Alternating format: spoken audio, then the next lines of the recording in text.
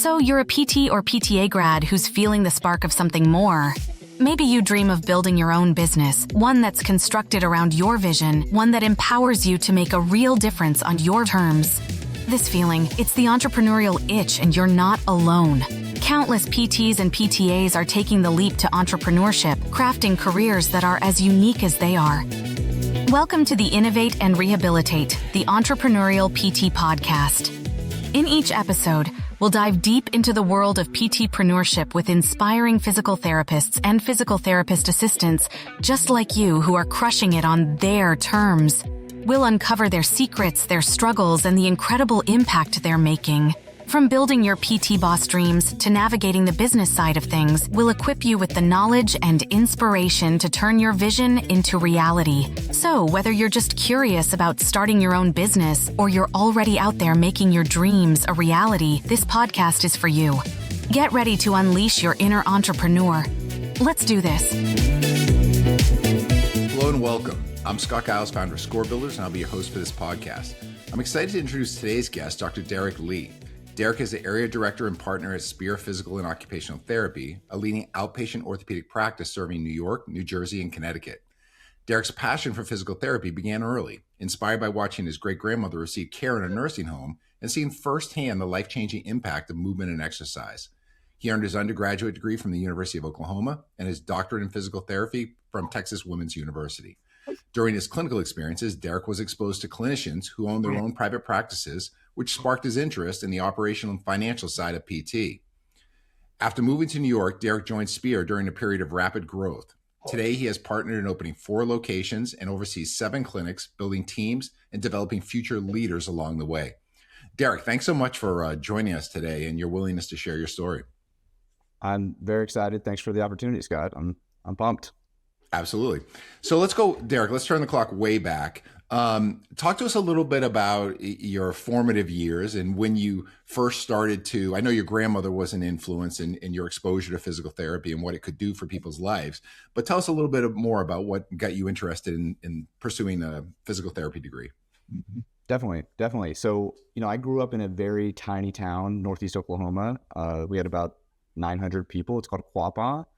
My family kind of grew up there and everything too. And coming into high school, didn't know a ton about what I wanted to do. I thought about it, obviously. It was like a career, what made sense for me. And I had initially thought healthcare. I thought healthcare had a lot of great qualities about it. One that I thought of a lot back then, which is maybe slightly mature of me, I guess, looking back on it, but job security. A good job. I would know I would get a job that would pay pretty well. And so healthcare was at the top of my mind in, I would say mid high school or so. But I kind of grew up playing a lot of sports. I played football, baseball, basketball, golf, just kind of everything.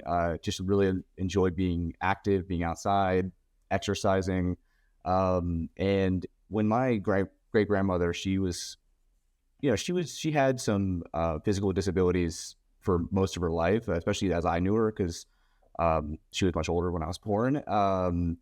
And she, in and out, had needed PT for a lot of different things. But I remember being in high school and visiting her in a nursing home, and that was the first time I'd ever even seen a PT. And it was really, really inspiring to see what, I saw them be able to do with her that I never saw her do. You know what I mean? I couldn't see her do that on her own. And really just, she wasn't one of those cases that just got phenomenally better necessarily, but it was really cool to see just the impact it had on her mentally, physically. And again, what somebody was able to do with the help and the guidance of someone like a PT. So that's what kind of got me interested. Further pursued it, further dug into it more, and really just found that it was it kind of blended the sports exercise component that I loved so much growing up with the healthcare component that I'd already thought I was interested in. So I just thought it was really, really cool. And I just started delving more into that, and more exposure came from being in college. I was a tech at a PT clinic, outpatient PT clinic, and it was a really cool experience. Learned a lot. You learn a lot as a technician and working with patients and learning how to build rapport, teaching exercises, and everything. And I think that just further ignited it more. I thought it was just such a cool field that impacted a lot of people positively. And it also just seemed really fun. Like as a tech, I was like, 19 years old, I was like, oh my God, I can see myself doing this every day for the rest of my life. It's just fun. You just come to work and you're excited, So yeah, I think that kind of summarizes it pretty well. Yeah, no, that's great. And I love how, you thought even about job security at such a young age. I mean, I think a lot of other people perhaps would be, that should be top of mind these days for a lot of people, but you're right. PT historically has been a very stable, profession. And as well, now I think it's really with cash pay and a lot of the other things that have happened, I think it's a pretty dynamic field, and clearly you made the right choice. Now, I think it's kind of funny that you end up, you grew up in this tiny Oklahoma town, and you end up like working in New York City. How did that happen? It's that's a question I get asked all the time. The second patient finds out, or a colleague that I've never really interacted much with finds out, and to be honest, like it wasn't like this like groundbreaking decision for me. And I was like, oh my God, I'm going to move out of like rural America and like move to the big city. I was just very interested in what it was like to live in a city. I grew up on a dirt road, and there's a lot of like really great simple pleasures that come with living in a small community, in a rural community. But I think it was just so interesting. Like, what would it be like to just walk outside and there's like, I just walk to the grocery store instead of getting in the car and drive 20 miles, or what would it be like to, just be around a ton of people from different places and different backgrounds, and just the excitement of it, like you're young. I was 24 Sure. when I moved to New York, and it just seemed like such a fun place, where you could do a lot of different things. And that's what I initially moved to be like, let me just try it for like 2 years. Like that's what I was thinking initially, 2 or 3 years, try it, probably move back home. But I just loved it. And the energy, the excitement, and then also just, I found the company I work for now, Spear, and that was a huge proponent for me to stay. I was like, this company does a lot of things really well, and I saw a great opportunity to join them and partner with them and work with them. So that was a huge piece of staying. Okay, yeah, it makes a lot of sense. So after you got out of Texas Women's, what was your employment progression? Did you go to Spear? Did you go to New York and go to Spear right away, or did you have some other jobs first, and what were they like? So yes. So when I was certain I was going to move to New York. I had made that up in my mind already. So I was interviewing my last semester of PT school at places in New York specifically. Okay. And I interviewed a couple different places, all outpatient orthopedic. And a big piece of it that I was looking for was mentorship. Like a lot of new grads look for that. It's like, I want to be mentored, and have a strong mentorship foundation, and then opportunity, to learn more about, business, learn more about, leadership, other opportunities that could potentially be down the road for me. And I interviewed with Spear, and I joined them immediately after school. It was a pretty easy decision for me because a big proponent, as you mentioned, in that initial bio breakdown, was like, I was exposed in my rotations to people who own their own practices, who started their own practices and managed the practice. And I just got to see that side of it really in depth. And I thought I wanted that for myself. And Spear had that. They were a growing company. They had, we don't really call it a pipeline, but there was some sense of like a trajectory of growth that was clear in leadership. And that's what made me join them. So yeah, it was immediately after school. I've been there ever since, 8 years. I think it's great to be with a company when they are fast growing like that, because I think there are more opportunities. And I like the fact that they kind of, I don't want to say pre-screened or designated people to be kind of management track. And I'm just making up those terms, but I think it describes what we're talking about. What kind of mentorship was there within Spear that allowed you? I mean, you have a lot of responsibility today, and you've risen very quickly within the organization, but what kind of things were done in order to foster your leadership skills or even your financial management skills? Because as you know, quite frankly, in physical therapy, academic education, there's not a big emphasis on that. And a lot of these things are learned on the job or through mentorship. But what was your journey like to administrative competence, so to speak? Yeah. So, touching on the Spear side of things and what really drew me toward them, is the mindset about growth. and this is something I embody. I'm saying they, like I embody this now. I'm a piece of, and part of Spear. So it's, we really look at leadership and growth as like intention. It's very intentional. It's like this person should want to do this and have internal motivation to do it. And this goes for operational leadership, which is what I'm in, but also clinical leadership, which we have roles for that as well. But they should want internally to do these things and seek out growth and opportunity.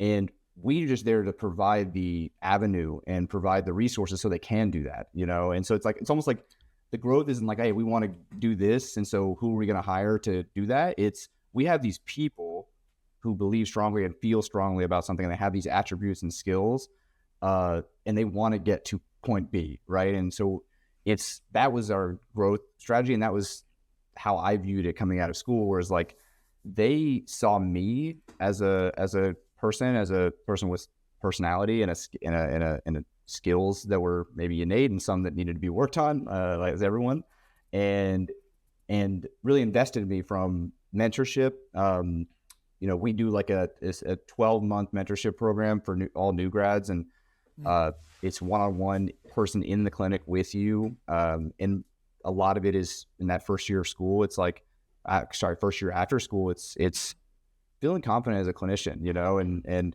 you know, not feeling overwhelmed and you just have to figure it out. Like you have somebody in the clinic to go to and ask questions, you know, hey, like there's this, how do I progress, you know, this person out of a brace or off 2 crutches to 1, like, and you have somebody there in your clinic to help you with that.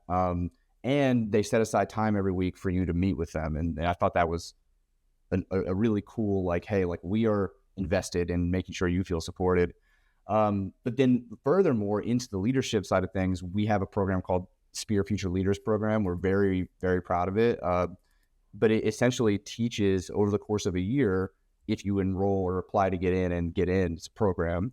It teaches you things like leadership, understanding your leadership style and how to apply that, understanding your own strengths and weaknesses, as well as just how to have conversations, how to coach people, you know, how to lean into difficult situations and be comfortable with that, you know, and then also the financial side, like how do you look at a profit loss statement?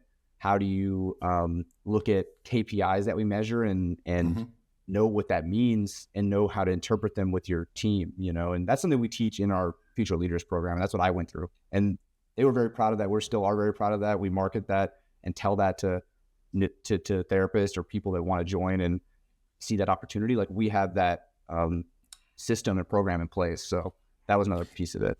And are those sessions, Derek, are they done by people within the organization in different positions, or is some of that done where they bring in external people, or how does this work? Yeah, it's within the organization. We have kind of, as I mentioned a second ago, it's like we're very proud of the fact that we've grown because of the people within the organization. You know, we've grown because there's been people that wanted to learn and develop skills and want, you know, this opportunity to teach others, and the program has developed and come from that. Our CEO and founder is Dan Rudenberg, who has been very active in private practice section of the APTA, and as well as just in general, like outpatient, PT world. And he has a lot of experience by learning from his peers as he was coming up as a PT and young practice owner. And so we were able to learn directly from him. He was a huge piece of this program, as well as a few other people in our organization, like our regional directors, or some of our C-suite and marketing. And like when we got to those parts of the program, it's like there's a marketing person within our company that will give a talk about how that looks. And there's a financial, you know, we're PTs. So there is a financial person that's not a PT that works at the company, and they'll help with that part of it. But it's all internal, which is really cool. No, it's nice that you have the resources to do that internally. Derek, what have you found has been the hardest part about the transition from full-time clinician to now being a leader and mentor for many people within the organization? I'm sorry, did you say the Yeah, it's one of the kind of the bigger challenges associated with that, because it's a mind shift, switch as anything else, but it's also sometimes you're using different skill set in order to facilitate different goals. Yeah. Yeah. I would say like, there's a level of like really learning who you are as a leader too. That is a huge, I guess barrier to people sometimes. It's like you learn and you can hear, all day long, like how you're supposed to coach and lead and mentor somebody, how you're supposed to look at a KPI and interpret it. But the really challenging part is how do you make that make sense for you so that you can be genuine in your ability to help others, and I think a huge mindset shift for me was like so much of your ability to lead and help others starts with you. Do you understand yourself? Do you feel comfortable in yourself and your skill set, and do you feel comfortable not knowing things, and being in a situation where you're like you might not know. We call it like, being comfortable, being uncomfortable. And that to me was something that was very difficult in the beginning. And this still is, I get presented with situations all the time now, even that are never been exposed to before. I got to kind of just somewhat figure it out. And I fall back on that. Like, what do I know? I think that's something even as a PT though, like, I still treat patients. There's a lot of times where you're treating a patient and you're kind of like, do I know exactly what's going on with this person and why they're having this issue? Maybe not, but what do I know? And that's something that I think was a mindset shift for me for sure in this role. And I don't know. It seems to me, I'm a dinosaur at this point, right? I graduated in school back in 1989, so I'm, fairly out of touch these days with the realities of being, I think I'd struggle if I went back in the clinic, quite frankly, because of the productivity, the documentation, I like to talk a lot with my patients, so there are some of those things that are inherent challenges. But what do you find today? You've obviously had a pretty large swath of new graduates probably come through your place at some point. You're a new graduate not all that long ago. But in today's clinical practice, what are the skills you really think you need in order to be successful in a fast-paced outpatient orthopedic private practice like Spear? Definitely. This is something that if I had a perfect answer to, I think I would have solved every issue,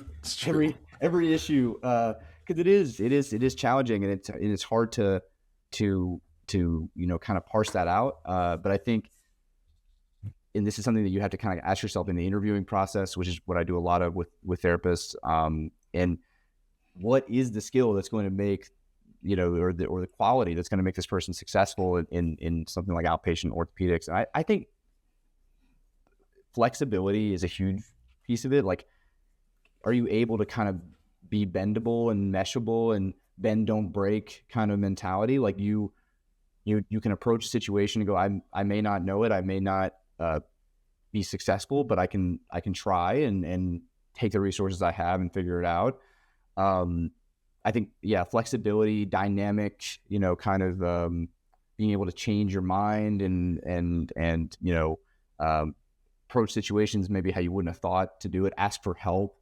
I think that is a huge piece of it. I think people talk about multitasking a lot, like how do you do these 3 different things at the same time? And it's like, when you really like understand the psychology of it, like no one does that well, right? Like no one multitasks 2 tasks perfectly. So much of that is actually just understanding your tasks and learning how to kind of go with the flow and bounce between two different things. So you're not halfway focusing on 2 things, So sure.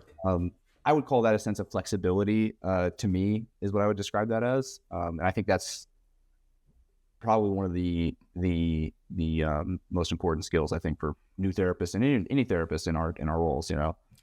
It's interesting too, because I think these days I have a few friends that own private practices and other things, and it's certainly in this area, and I don't think it's unique here, but it's very difficult to, when you do have someone leave and sometimes in order to replace these individuals, especially to replace them with high quality individuals. So I think, I don't know, I would imagine that a lot of your role, or at least a piece of your role, must be making sure that those people you have and you've been investing with that they're happy, that you're meeting their needs, because there are infinite number of opportunities. And especially when you're trying to build a certain culture, when you get people in who kind of fit that role, like it is critical in order to keep those people Yeah. Because, look, they're the value of your organization. And we all know, you know, good employees versus problematic employees can have an incredible dynamic effect on the organization. So what are some things that you do as a leader in order to try to, make sure that people are having a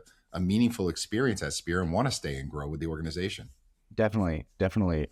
This is something that we and I focus on a lot. In I would say it's a crucial part of our role is retention and engagement. Right? It's like, does your team want to stay and they feel motivated and there's something for them here, and are they engaged day to day? Like, do they like what they do? Are they excited about what they do? Are the barriers minimal to them doing that, to them having excitement in their role? And this comes a lot to me from building a strong relationship and rapport with your team. Our therapist from the beginning meet with our directors. So like if that's me in a particular clinic, my director is in one office, meet with all of their therapists at least once a week, once every 2 weeks if they're maybe been with the company a long time and they don't need as much support or something. But we have a consistent check-ins and meetings set aside to just have these conversations. Like we call them stay conversations. I mean, that might be an industry term in some way, but we're having a conversation about how things are going with your role currently, how you feel personally with work and otherwise, and what can I do to help you grow and feel like you have a place here and you want to be here and and you're happy. That's a huge part of it. It's like, are you excited and happy about what you do? And it is as simple as, are you there or not? Are you as a therapist happy? And how can I make you, more excited? Or what are we missing that's dragging you down or not letting you hit your goals or feel good about what you're doing? And we work through those things. Honest conversations is a huge part of it. No, I think that's important. I think your managers have to be tuned in because, without it, you don't know what's going on. And sometimes, obviously, employees aren't everyone, right? This is everyone's issue in life at times where you're not expressing your needs clearly, or you're just, you're being quiet, or maybe there's some things that could have been done. So I love it how proactive you guys are. Yeah, so, I mean, being a clinic manager like you are, Derek, I mean, it's kind of nebulous to me what that really means. And I know, we said, I think in the intro that, overseeing 4 locations, 7 clinics, building teams. But can you, I know there's no typical day, but can you give the listeners kind of a sense of like what type of activities you're engaged in fairly routinely? Like what comprises your role as a manager or leader? Yeah. I would say, like a typical day. I mean, I'm still a clinician, right? I still treat. I think it's very important. For your leadership team to do that, and that's what we do that at Spear, and I do that as an area director. So usually we'll start my day with treating patients and have a caseload that that I keep typically in the morning. But even before that, I guess like when I get to work, we have this concept called pick a face. It is really important that you enter your space of work, that clinic, with a mindset that's like, I'm here to, be positive, have an energy that's positive, that's enthusiastic, that's open, right? I have to think like my body language is important, my tone is important, my facial expression is important. That happens before I ever walk in the door, right? It's like typical on the commute from the subway. I'm like maybe listening to music or a podcast or something, and I'm like, all right, like I'm a few blocks away. Like let me start getting in my mindset that's like I'm here to help others and be excited about what I'm doing, and that is crucial in a leadership role. And we coach people to do that all the time, and therapists too. It's like your patients are going to feel that, So that is, I guess, step one. And then I usually start the morning treating patients. And a huge part of leadership to us is being present and paying attention to what's going on, right? So if I'm treating a patient, I'm also typically paying attention to other therapists nearby. Like, how do they seem? How does our support staff seem? Are they engaged, or are they kind of sitting around? What's the cleanliness of the clinic? I'm just kind of perusing and just trying to understand everything throughout my time on the treatment floor as well. And then like, there's things that are kind of going on in the background. There's just like, certain reports that we may run on KPIs of like, hey, like, how was our ability to retain new patients last week? How do we look going forward next week? Like I may be doing that kind of throughout my day to just track that across the clinics that I manage and help provide support if I feel like something's going to be a little off, like, and maybe that's my opportunity to reach out to them. But yeah, that's kind of all going on simultaneously. And then typically I'll move my day into maybe some more administrative meetings. So those stay conversations I mentioned, like I'm interacting with our team in that particular clinic that I'm in that day. Like I'll interact with the therapist there or the, front desk leads there, just checking in, see how things are going. There may be a meeting with the broader, region to be like, how are you guys looking compared to us? Are we doing the same strategies as you to make sure our KPIs are being hit, and it's just kind of a mix of that. I mean, so much of it is dynamic though. It's like, you gotta, be able to pay attention to know what you need to measure and look at and pay attention to those things. And that's kind of always going on, Yeah, no, it's a gift, and I find I can just tell I can just tell you're a very kind, like introspective person. Like I love the thought of you approaching your clinic and getting kind of like in game mode. I'm thinking of like an athletic team coming out of the tunnel, you start to lock in, but it matters. And I'll give you a great example of that. Or I think it's a good example, but anyways, we have this Indian restaurant that we absolutely love in town. And one of the reasons I love it is these guys are incredible. They've been super successful and they've done a lot for the community in terms of charitable things and philanthropic work. But what I really admire is the owner is so hands-on. Like there was one day we were in there and he wasn't around and I was shocked. I'm like, where's Cy? Like, this is unbelievable. Where is he? And they were saying, oh, well, he was going to Boston to get spices, but he should be back anytime. So I literally see him come back in. He literally goes right over to the lighting, adjusts all of the lighting, goes in, and this is in the middle of a dinner service, goes in, adjusts the music, immediately starts greeting people, back into the kitchen, and it's just like this, it's watching it's a maestro, you know what I mean, going through this process. And those things matters. Like you need to bring it to people's attention if they're just sitting around or if they're just talking too loudly and it's interfering with patients or you're not engaged or I want to make eye contact. I think there's so many things in life, so many of those soft skills in life that are so important, regardless if you're a physical therapist, you're a CEO, you're a server, whatever it is. I just think so. I loved hearing you talk about those things. As a matter of fact, you led off with that because I think it's as important as anything else. And I think people who are effective at that go places and rise quicker. And I'm guessing that's one of the reasons why your ascension has been so rapid. Yeah. Yeah, I think that's a great point, and I think I would agree with that. I also think it's something that, we have these like little things that we say at Spear and that I embody every day. I think it's really amazing, super helpful for, like you said, any role you're in.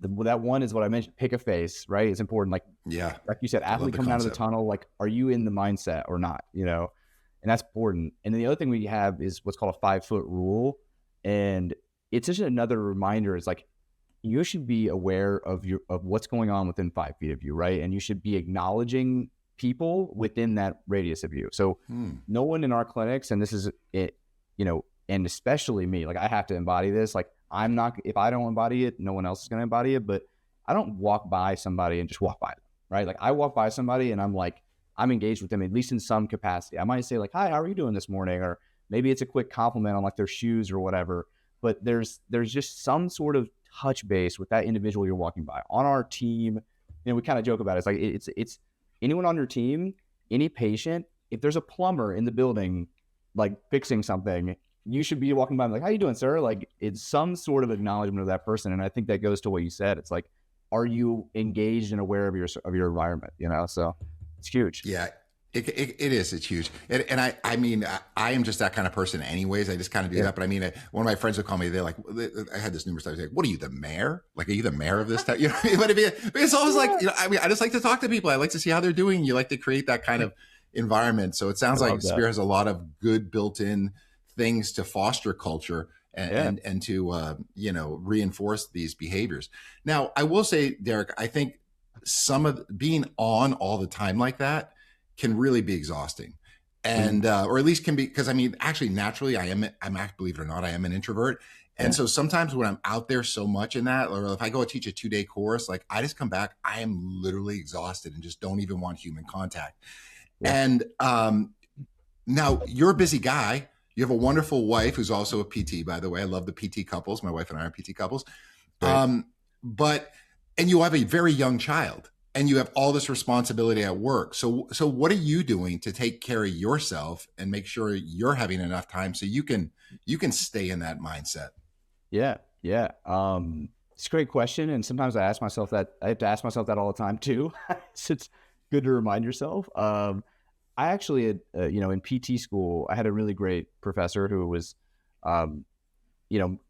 would teach more of the, I guess you could say soft skills, like in the professional courses and really just how do you navigate being a PT out in the world, out in the wild.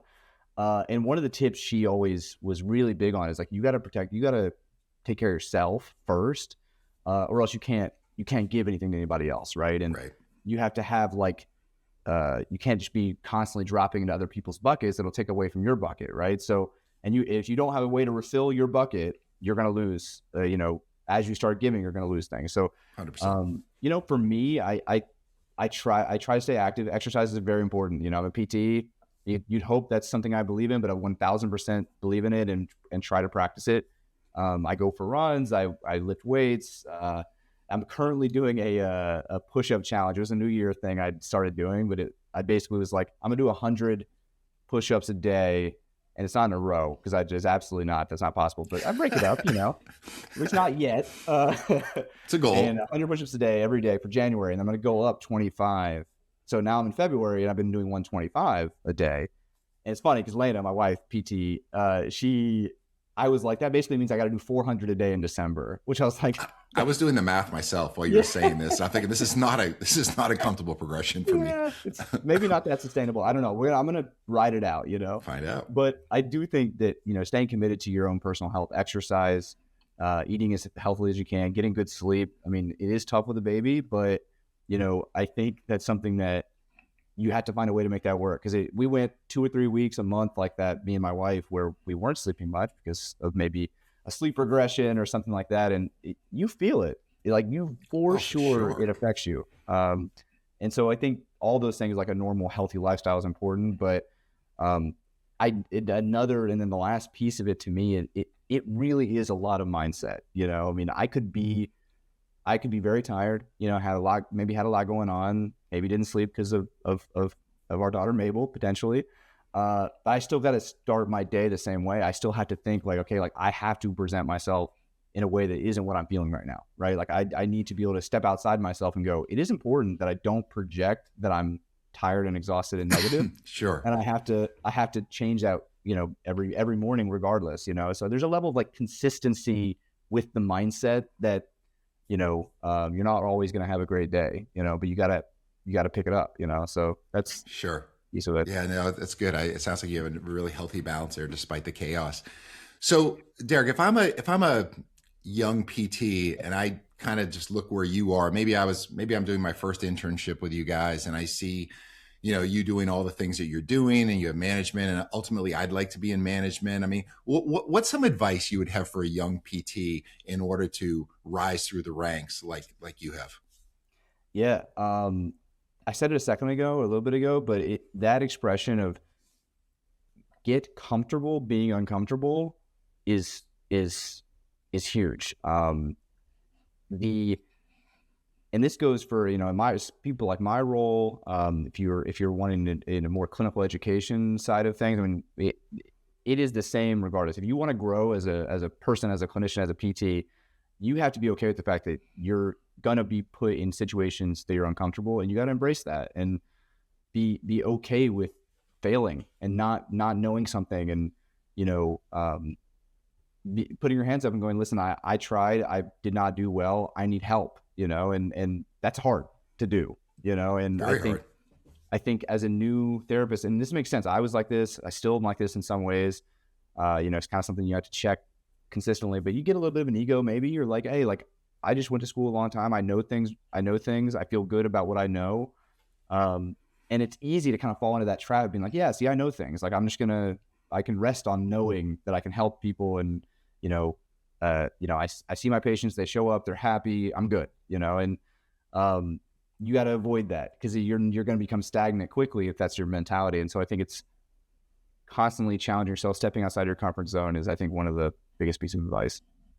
And I like also that, I think the diversification ends up being really important for a lot of people. I mean, again, some people are perfectly content being an expert clinician their whole life, and that's fantastic. And we need those folks. But I certainly know in my situation, it sounds like in yours, I just felt like I needed something in addition to, I didn't see myself being a staff PT for 35 years, you know what I mean? Or that being my only responsibility. And so from a very early point, whether it was, I happened to get into the education business, so to speak, or teaching, et cetera. But I love when people look for other opportunities that excite them, whether it's just moonlighting or whether it ends up turning into, some type of formal business or whatever. There's a million opportunities. But I think it's also, if we look into that health and avoiding burnout and job satisfaction, in addition to a lot of the soft skills that we talked about. And please understand, when I say soft, that's not an importance piece, right? I think, I think it's as important as anything else. But I love the fact that you kind of look for new challenges. You're constantly challenging, even when you said it's just your mindset, right? Because even when you're like, well, I wanted to experience what New York was like after being in a very rural town. Let's go see. So you're willing to dip the toes in, and boy, it ended up working out fantastic for you. So I admire that. I encourage other people to engage in that same type of practice. Well, Derek, I really appreciate you talking about your journey with us. I think it's very inspirational. And you're a particularly relevant guest today, because we do have a little bit of an announcement to make, folks. This is actually going to be my last podcast doing the PT Entrepreneurial podcast.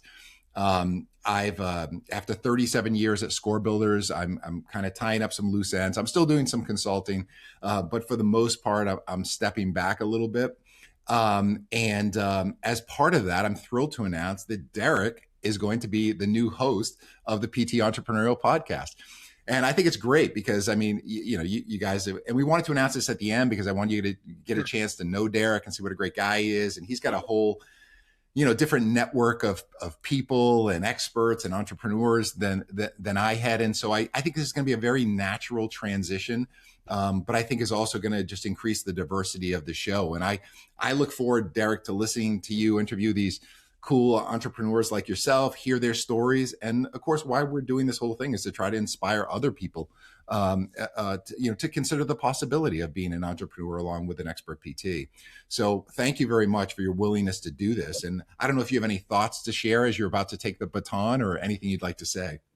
Just that I'm very excited, to the listeners, and people that have been following the podcast over the years. I think Scott's got big shoes to fill, and I'm excited to try to fill those. So, and I'm excited to have conversations. There's a big part of what I do every day. And I think it's something I'm really, really just excited about. I'm pumped.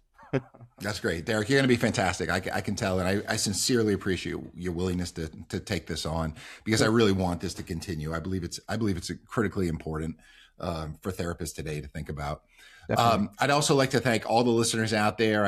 I've enjoyed interacting with you. I've loved my 37 years at Score Builders, and this is just a part of it, but it's another important part that again has provided a lot of fulfillment and joy for me. So thank you all. We'll see you next month with Derek at the helm, and I will be listening right along with you. Thanks so much. And there you have it, another dose of PT-preneurial inspiration to fuel your journey. Check out more inspiring stories from PTs and PTAs out there making waves by listening and subscribing to our podcasts on your favorite streaming platforms. And don't forget to rate and review this podcast. Thanks for listening.